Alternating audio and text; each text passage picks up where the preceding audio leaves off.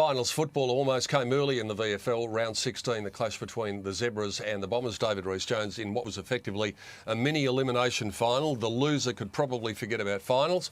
And as it turns out, the Zebras can do just that because Essendon were pretty good. Yeah, they were. Look, they had the team on paper, I suppose, had a good mix of experienced players and more importantly, Essendon listed players. And whereas it was a young Zebras team, they were brave but just weren't good enough on the day. It was a very difficult day conditions-wise. The end to which Ben Dusha is kicking there was the end to which Essendon were going in the first quarter. And you can see the carry on this Nathan Lovett-Murray kick all the way to the back. Danaher gives it off. Davey kicks the goal. So Dusha got 3, Davey got 1 in the first quarter. But to be perfectly honest, 23 points at quarter time. That wasn't a bad effort by the Zebras. They did well to contain the Bombers, who were off target as well. Yeah, well, I think their first 6 shots at goal were points. So they really did miss some easier shots, but they made up for it. They just kept peppering away and were able to get the goals that they needed on the board late in the quarter. Yeah, and we said in the call that it was going to be a matter of what the score was at half-time. Bo Dowler, playing on, got the only goal for the Zebras at quarter time. So really the only indicator that we were going to get, a true indicator, was what it was going to be at half-time.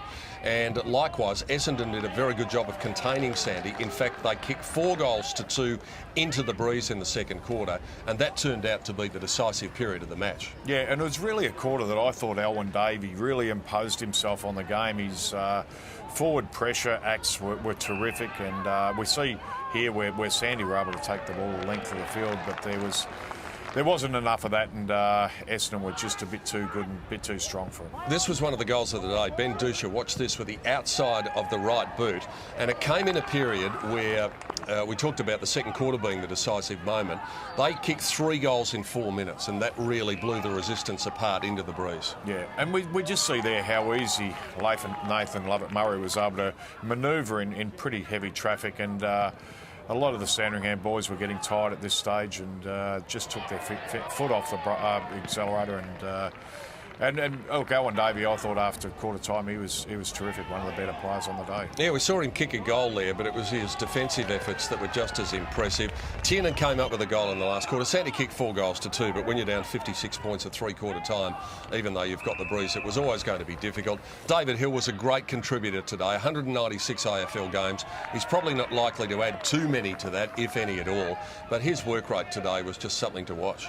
Yeah, it was, and right from that first bounce, he got a tap down to Howlett, and Howlett was able to get the ball, drive the ball long, deep into the 50, and yeah, he really did work hard and a lot of intercept marks as well, so he did his job, as did most of the Essendon players. I guess turning up today, we probably would have expected a reasonably comfortable win by the Bombers, looking at the respective lineups, and that's the way it turned out, with Sandy just having 6 AFL listed players and a host of AFL talent for Essendon, but it wasn't only the AFL players who got it done for the Bombers.